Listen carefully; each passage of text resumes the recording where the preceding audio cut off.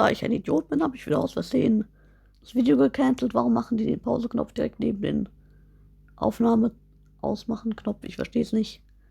Jedenfalls reagieren wir wieder auf Lego Rewind. Yay. Episode 4 of LEGO Rewind, where we take a look back at some old LEGO themes and the trends they started. You can find the whole series playlist in the description. In the last episode, I said we're going back to a time before the time before time. That kind of phrasing may give the impression that this is a Bionicle episode. Well, sorry. Das wäre ja nur die Time before the time. Before the time und nicht time before the time before the time. Ach, egal. To say this isn't going to feature Bionicle much at all, at least not in its modern forms. We're tracing the DNA of Bionicle back to its roots. We're starting where we know and going backwards until we see something that barely resembles what we loved. And the first backward step down that evolutionary ladder takes us not that long before, actually. Anyone remember those Technic Star Wars figures they had going from 2000 to 2002? Very different from today's Star Wars figures, all anatomically correct. Ja, die existieren auch nicht mehr. Hier ist ein Robo-Rider-Rad. I had a few of these. I think the first one I got was the B1 Battle Droid, which I liked because it could fold up or stand up just like in the movie. It even had a magnet in its hand and a crank that made it pull its blaster from its holster. And some red and yellow pieces you could switch out to change its ranking to a security or commander droid. There are even instructions for a fully working ATST with a switch. Ich hätte jetzt eher ein Fahrzeug genommen, das tatsächlich tan ist. Zum Beispiel einen AT. Aber, was auch immer. Rollable head, bending legs and everything as an all build. Anyone see this thing? I always wanted one, but didn't get around to it. I also got C-3PO and R2-D2. I just like droids. I was not a Construction fan at the time, or even much of a Technic fan really. But when I looked in the catalogs that came with, I saw it. That classic image of Tahu with his iconic scowl surfing on lava with a slab of rock, and Anua with an unintentionally scary Jason Voorhees mask, and that was it. I was in love. No going back. You wouldn't be able to tell just from looking at it here, but this stormtrooper is hiding a secret. You know that big Conquest of the Planet of the Apes where Breck says every human has a little ape curled up inside them? Ja gut, ich meine, Menschen sind ja Affen. Well, apparently every stormtrooper has a little toe in them. Yeah, that threw me for a loop when I looked up the instructions some years ago and saw that. If I had bought this set instead of 3PO, I'd have gotten a taste of Bionicle before buying any of the Bionicle sets. The arms are connected to the gears and everything. It's basically a giant toe Amata. I mean, the legs don't do crap, but the head could move, so, you know, that was cool, just saying. Let's go back a little further. LEGO took a couple of stabs at buildable figures with the Throwbots, or Slicers rather, in 1999 and the Robo-Riders in 2000. With the former, you had 4 good guys and 4 bad guys released at the same time, something we wouldn't see again until 2008, with both waves that year comprised of half a team of Toa and half a team of Makuta. Und dann haben die das so irgendwie bei Hero Factory so ein bisschen so gemacht. Hero Factory did this a bit in their Breakout and Bray Attack lines too. Each team of Slicers could combine like the Toa Kaida, and they threw the same discs we see used by the Matord until 2004. They had elemental motifs, worked in environments as suited their elements, and they were very colorful. They were basically the Toa's grandparents. Toys kind of reminds me of Pohatu with his... Ja, und die Mittelgeneration ist upside-down torso. Many of the pieces created for this line would carry over to Bionicle. Those puny primordial limbs being used as late as 2010. They looked downright vestigial then, but there was an unmistakable charm to them. Smaller and less detailed than later limbs, but the idea was there. They also had a gear function, but it wasn't made for anything dynamic like swinging their arms or whatever. It just curled them up slowly so they could fit inside their pods. You might... Ja, warum haben die das Rad nicht bisschen kleiner gemacht? Ich verstehe es nicht. I think they should have just designed a more accommodating package. But they had plans, man. They wanted to sell these in vending machines. Just think about that. A vending machine where you could get polybags nowadays. Only this wasn't a polybag, but a little robot. Warte. Heutzutage, also 2017, kriegt man Polybags aus Automaten? Bill is right. Warum One gibt's of das my in favorite Deutschland quirks is nicht? how these guys are just small enough to not look ridiculous wielding standard minifig skilled items. So they didn't quite need the big detailed swords and axes that Toa did. It's cute. The story was a bit of a mess. The Slicer backstory is actually pretty simple. You have one planet with 7 regions and a dome where they all connect and the Judge Slicer rules. Simple and to the point. In America and Canada, the Throwbot story is a little more out there. In this version, there are 8 planets, but only sometimes. And the Throwbots are called the Guardians of the Galaxy. There's danger in a far-off galaxy. The Lego Maniac sends out a distress call. Calling all Ich glaube, man muss sich die Rotbuchstaben merken. TA. Throwbots. Torch needs your help in the fire zone. This is Ski in the Arctic Zone. Now that I've put the brakes on a deadly avalanche, I'm racing your way. Hey, Lego Maniac and Nee, Skoda here. mach I das, was just man nicht jammed machen. the giant jellyfish. Well, I'll be there faster than a torpedo. Junge, was mit Stimmen los? Terrible, fun for action, man. Things are pretty rocky here, man, but I'll kick it in the turbo drive and be there in the flesh, dang old man. Look, Torch is fighting a fire monster that's too big to handle alone. I'm glad I could get you guys together, so I could put you together.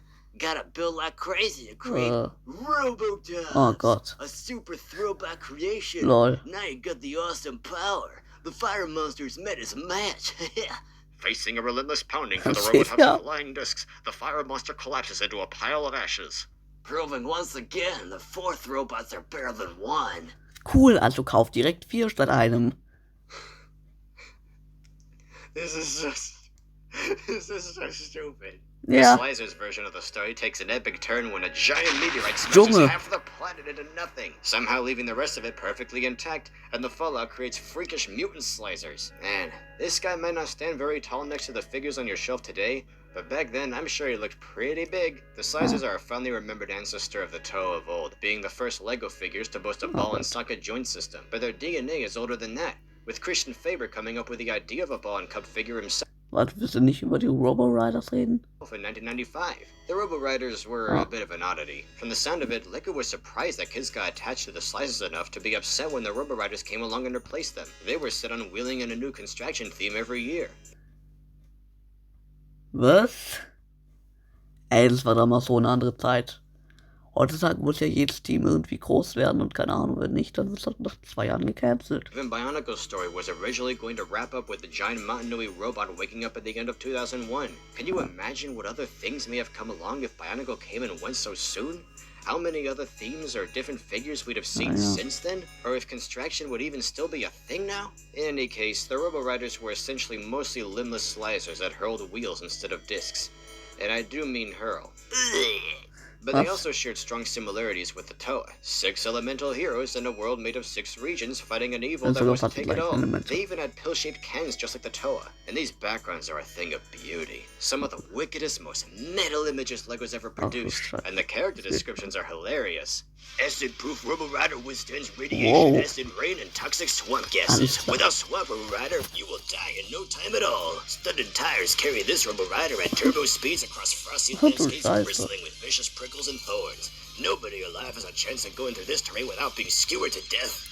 A firefighter that guzzles the flames like a dragon. It spews chunks of rocks from the corners of its mouth like they were cherry stones. Lava Robo-Rider loves doing battle with the fiery volcanoes, even when the lava is molten and the sky is black with ash. A desert devil that injects quicksand into his tracks and keeps out the swamp. The swamp is alive with speedy monsters, and if you end up in it, you are done for. So Dust Robo-Rider is a lifesaver, if you're lucky. New Robo-Riders from LEGO. If you don't buy our toys, you will die tomorrow. You will die tomorrow, ja, aber nur wenn du zu denen nach Hause gehst. Also. This may be the most aggressive marketing campaign I've ever seen. That may have been LEGO's edgiest theme to date at the time. It took Bionicle at least like 4 or 5 years to get that intense. And these characters all had simple goofy names like Torch, Frost, Ski, Power.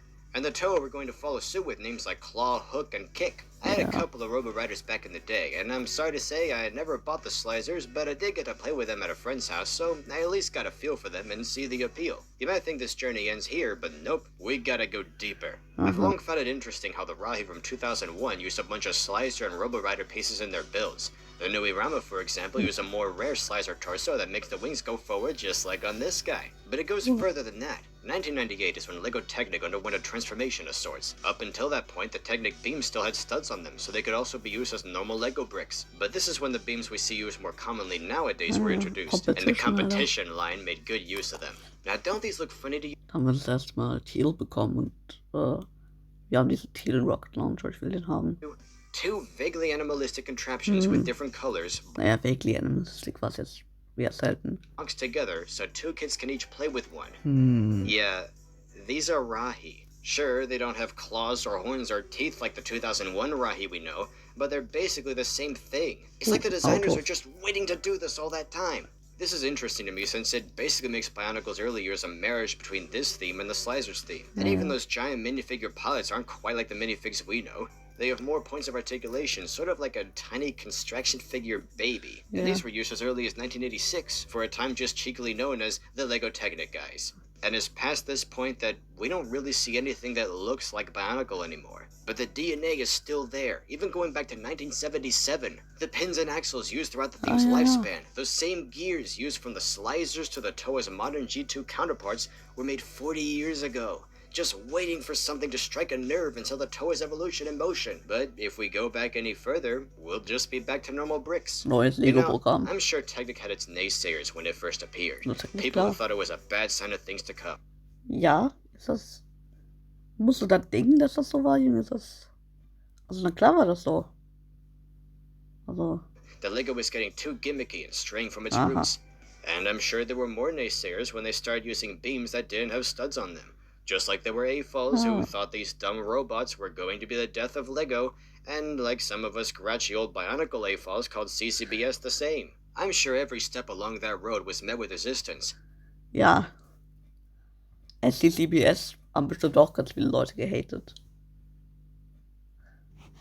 Weil es kein richtiges Construction ist, ne? Es sind jetzt Bausteine und das mögen ja diese Construction Hardcores nicht so. And whatever's thrown into the mix a few years from now will be hated similarly. Some of you may remember LJ in his Bionicle 2004 overview crediting me for coining the term Slicer engineering. Now, I would like to bring up a topic and a term coined by a fan of ours, Nikon Aquamagna. He says that the Toa Metru were the peak So viel of Kaufheim a habe ich noch nie building gesehen. system he likes to call Slicer Außer von Star Wars. engineering. Now, how I understand it is that it is the basic balance Junge, die between gucken nicht gear mal in die function Kamera. and the ball and socket joint system that Bionicle has primarily Hier used. der und der. He says it's more of Diese. a Die gucken alle weg. form and function kind of thing. He sees it like that. But he understands where I see it too. Cool. Now, the Slicer engineering, as he says, is kind of a Technic-ish building system that the Slicers back in the late 1990s kind of started off with, henceforth its name, considering that they were primarily built around function. They used some of the ball and socket joints, however, really, they were just a function with a bunch of things built around it. Now, this type of building system was refined and kind of modernized in Tomata in 2001, and here he claims, and I agree with him, it is perfected. Cool. Toa Metru are a very great way Können of wir jetzt showing wieder zurückgehen Slicer zum Rest? engineering, as he so coins the term. Having a perfect balance between form and function. A gear system that works beautifully in tandem with ball and socket joints. They are the pinnacle of this system, and very fine sets at that. The Toa Metru are arguably the best Toa sets we got during Generation 1. They did the best they could at combining form and function, Ja, frag mal Slugger, Alter. allowing for mobility without sacrificing gears. While the 2015 Masters eventually outdid them in this regard, they're well recognized as excellent designs, the Toa Masters from 2015. They don't make the list for the same reason as the Baraki, but are arguably an improvement on the goal the Toa Metru attempted to achieve.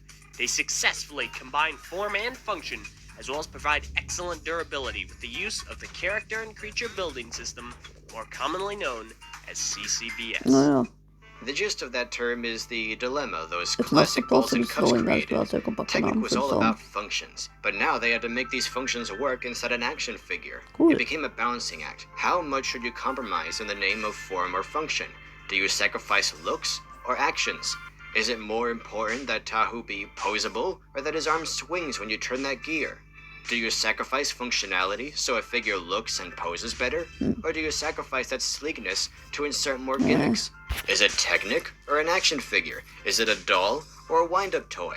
What kind of toy should it be? And where do you find that middle ground? This is a struggle of construction that dates back to before many of us were born, and I'm not sure it's even right for me to call it Slicer engineering anymore. Maybe Technic engineering or Lego engineering kind of loses its meaning if we make it that general. It really started when the balls and cups were introduced. Anyway, I hope you've enjoyed this look back at some old Lego themes. Next time, well, I'm not sure what episode 5 should be about. Oh, wir werden sehen. Boom. Aha! Greetings, everyone. Neues Nick on Intro. Planet Ripple here. Welcome to episode 5 of LEGO Rewind. Today's focus is the Adventures theme, released in 1998. Cool, all Or as you new might know it by the name of its adventurers. leading man, Johnny Thunder. Johnny is an army Hiya, veteran turned Johnny. archaeologist who hunts for treasure and donates his findings to museums, traveling the world accompanied by his mentor Dr. Kilroy and Pippin Reed, a photographer who reports their findings to World Magazine for all to follow the trio's adventures. Cool. Johnny himself is kind of a weird mix of a more kid-friendly Indiana Jones and the late Steve Irwin, really laying it on thick with that Australian accent, yeah boy. A mummy and a mystery. Ice! Oh, that's as good as gold. Ja, keine Ahnung, bei Lego Level 2 war es dann eine Stimme dann erst so irgendwie. Weiß nicht, warum das dann so war. Right then, here's a plan. We'll take the biplane. You can find us at the eye. What the hell, biplane? I am Australian. Oh yeah, yeah. He's corny, yeah, but it's the good kind of corny that's charming enough to enjoy unironically, and he left a strong impression on my generation Ich habe jetzt sogar die moderne Variante aus der Minifiguren-Serie. Ich lieb den Dude, Alter. of LEGO fans. These characters also make appearances in the LEGO Studios theme. What's If you random think is- that's a cool crossover, check out this Jurassic Park 3 theme set. I think it's safe to expect this three-way mashup to appear in a couple of future videos too. Heck, these characters were everywhere for a few years. Yeah. There were loads of Flash games featuring them that unfortunately probably won't be playable for much longer, what with Flash being phased out now. Johnny Thunder was LEGO's superstar for a time, making too many appearances in various LEGO media for me to count. The first line was set in Egypt, with a good lineup of sets. It's hard to count exactly how many thanks to a weird practice LEGO did a lot at the time, and still does to this day, where they changed the number attached to a set and sometimes the name so they could re-release it after a couple of years or just change it for a new country. Sometimes this was the difference between releasing in America and Canada and the rest of the world. I've run into this a little bit with every theme I've made a video about so far. One of these early adventure sets released 3 times. Nice. Even this is nothing. Just look at how many ways this holiday jet was released for various countries. It really goes to artificially inflate the theme's lineup. So don't get too excited when you look up these old themes and see 30 set names. When you leave out the repeats, I think this first adventure's line features about Alter, diese Anubis-Statue mit einer Kiste ist auch 15 super. sets, which is pretty good. I appreciate this line in particular for being probably the most grounded of the time, aside from Town or whatever. Just look at how small and quaint Alles andere war sowas wie Space oder Castle oder Pirates oder Western. the Sphinx is. It's adorable. At a time when LEGO was in trouble and basically trying out everything, desperately hoping something would stick, this was probably the most traditional in a sense. With those good old bricks from before all the slopes and curves and macaroni and crazy new colors of our time took over. Those more modern elements were just starting to creep up here. It feels like dipping your toes into the last days of a completely different era, just moments before some great transformation took place. That transformation started to go underway in 1999 with the Amazon line, which featured the gang racing new villains to retrieve the Sun Disk in South America, dealing with a tribesman named Achu, who had nothing to do with either party, who may be seen as a bit of a racist caricature looking back, I'm not sure. This line only featured 8 sets, pretty short-lived compared to some of the other sub-themes. 2000 sub-theme Dino Island is where things started getting weird, shifting the focus to a place that's less based on any real location, to say the least. And it's also the point where we enter that weird time when LEGO started using lots of big pieces. Yeah. And I'm not just talking about the dinosaurs. Surprisingly though, the price to piece ratio was about the same here as it was in the previous lines. When you'd think the addition of those dinos and other new elements would have bumped up the price a bit.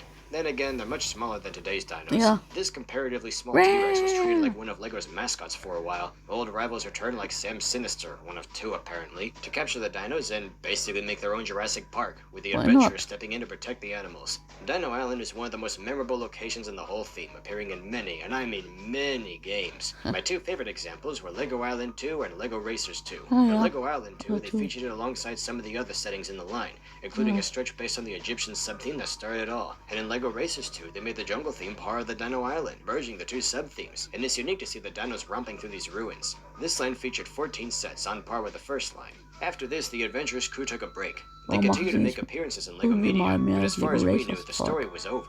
The first 3 sub-themes So, were essentially a trilogy. Ah, It's a Super very Drive early ist nicht so example geil. of what's become standard practice for LEGO nowadays, planning out a new theme's first 3 years and continuing it later if it does well enough.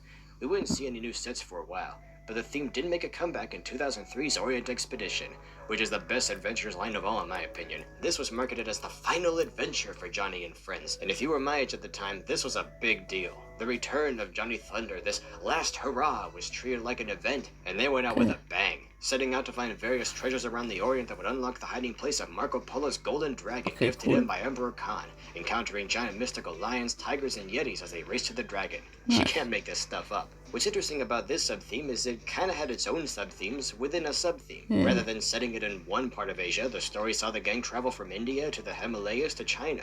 It had around the same number of sets as Egypt and Dino Island each did, but the sheer variety of these incredibly distinct and action-packed sets made it feel like we were getting 3 years worth of stuff in one go. So many new colors and pieces and minifigs galore. It was nothing like anything we'd seen so far.